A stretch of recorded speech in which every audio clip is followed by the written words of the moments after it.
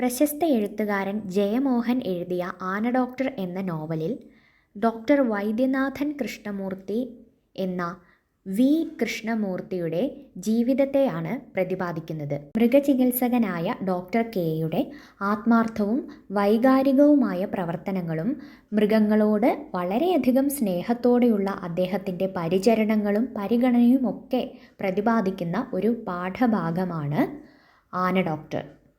എല്ലാ ജീവജാലങ്ങളും ഭൂമിയുടെ അവകാശികളാണെന്ന ഉത്തമ ബോധ്യത്തിൽ നിന്ന് മാത്രമേ മനുഷ്യന് മറ്റ് ജീവജാലങ്ങളെ, അതായത് തൻ്റെ സഹജീവികളെ ചേർത്ത് പിടിക്കുവാനും ആശ്വസിപ്പിക്കുവാനും സ്നേഹിക്കുവാനുമൊക്കെ സാധിക്കൂ.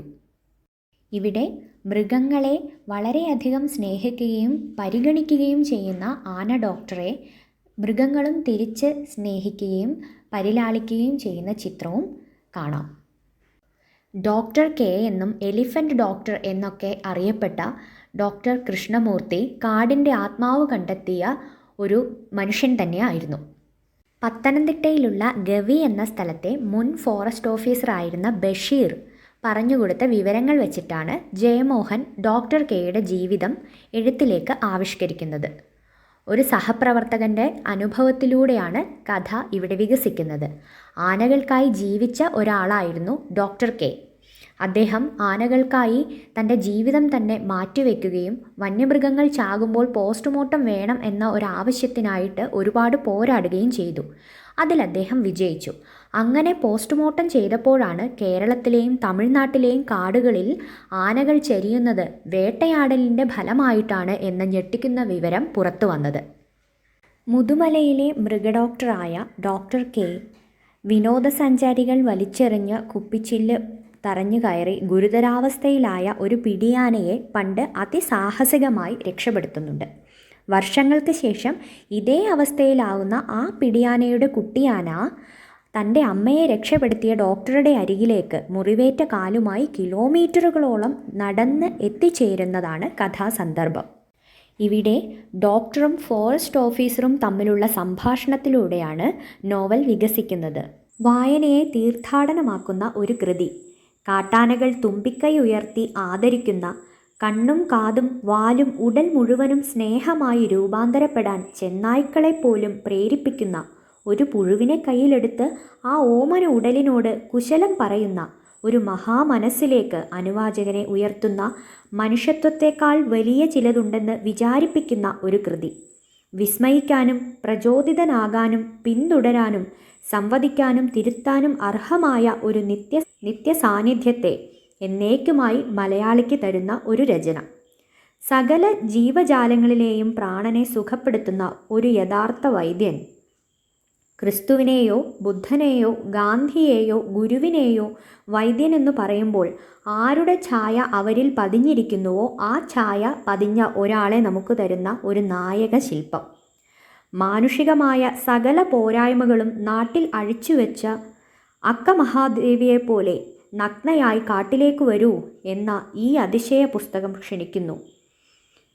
കാട്ടിലേക്കുള്ള ഈ തീർത്ഥാടനത്തിനു ശേഷം എനിക്ക് കാട് പഴയ കാടല്ല, ഉന്നതമായ അർത്ഥത്തിൽ കാട് കാട്ടുന്ന നോവൽ. ഇത് ഈ പുസ്തകത്തെപ്പറ്റി പ്രശസ്ത എഴുത്തുകാരൻ ശ്രീ കൽപ്പറ്റ നാരായണൻ പറഞ്ഞ അഭിപ്രായമാണ്. എല്ലാവരും ഉറങ്ങാൻ കിടന്ന നേരത്ത് മുറിയിൽ ലൈറ്റിട്ട് എണീറ്റിരുന്ന ഡോക്ടർ കെയോട് വനപാലകൻ ചോദിക്കുകയാണ് എന്താണ് പറ്റിയത് എന്ന്. പുറത്ത് ആനയുടെ ശബ്ദം കേൾക്കുന്നുണ്ടെന്നും ആനച്ചൂര് മനസ്സിലാക്കുമ്പോൾ അത് ഈ ഭാഗത്തൊന്നും കാണുന്ന ഒരു ആനയല്ല എന്നുമാണ് അപ്പോൾ ഡോക്ടർ കെ നൽകുന്ന മറുപടി. അദ്ദേഹം എത്രമാത്രം മൃഗങ്ങളെ നിരീക്ഷിച്ചിരിക്കുന്നു, ആനയെ നിരീക്ഷിച്ച് പഠിച്ചിരിക്കുന്നു എന്നുള്ളതിൻ്റെ തെളിവ് കൂടിയാണ് ഈ സംഭാഷണം. കാട്ടാനകളാണോ എന്ന ഓഫീസറുടെ ചോദ്യത്തിന് പൊതുവേ ഈ വഴിക്ക് കാട്ടാനകൾ വരാറില്ല എന്നും എന്തുകൊണ്ടാണത്, ഇവിടെ സെൽവയുടെ ചൂരുണ്ട്. സെൽവ എന്നത് മറ്റൊരാനയാണ്. എന്നാൽ ഇപ്പോൾ ഈ ആന ഇവിടെ വന്നതിന് എന്തോ പ്രത്യേക കാരണം തന്നെ ഉണ്ട് എന്നുമുള്ള നിഗമനത്തിലെത്തുന്നു നമ്മുടെ ഡോക്ടർ. അങ്ങനെ പുറത്തിറങ്ങുന്ന ഡോക്ടറും ഓഫീസറും ചെറിയ ആനക്കുട്ടിയെ കാണുന്നു. ഒരു 2 വയസ്സ് മാത്രമേ അതിന് പ്രായമുണ്ടാകൂ എന്ന് ഡോക്ടർ പറയുന്നു. ഈ ആനക്കുട്ടിയുടെ കാലിലെ മുറിവ് അദ്ദേഹം ശ്രദ്ധിക്കുന്നു. ആനക്കുട്ടിയെ മയക്കുവെടി കൊടുത്ത് മയക്കിയ ശേഷം ആ മുറിവ് വളരെ ശ്രദ്ധയോടെ പരിചരിക്കുന്നു. ഇതെല്ലാം വളരെയധികം കൗതുകമുണർത്തുന്ന നമ്മുടെ ഓഫീസറിൽ അദ്ദേഹവും അത് ശ്രദ്ധയോടെ നോക്കി നിൽക്കുകയാണ്. മുറിവേറ്റ ആനയെ കൃത്യമായി പരിചരിക്കുന്നതും അതിനെ ആശ്വസിപ്പിക്കുന്നതും തഴുകുന്നതും തലോടുന്നതുമെല്ലാം ഡോക്ടറുടെ ആ ഒരു ഉന്നതമായ മാനവിക ഗുണങ്ങളെ, മൂല്യങ്ങളെ എടുത്തു കാണിക്കുന്ന അടയാളങ്ങളായിരുന്നു.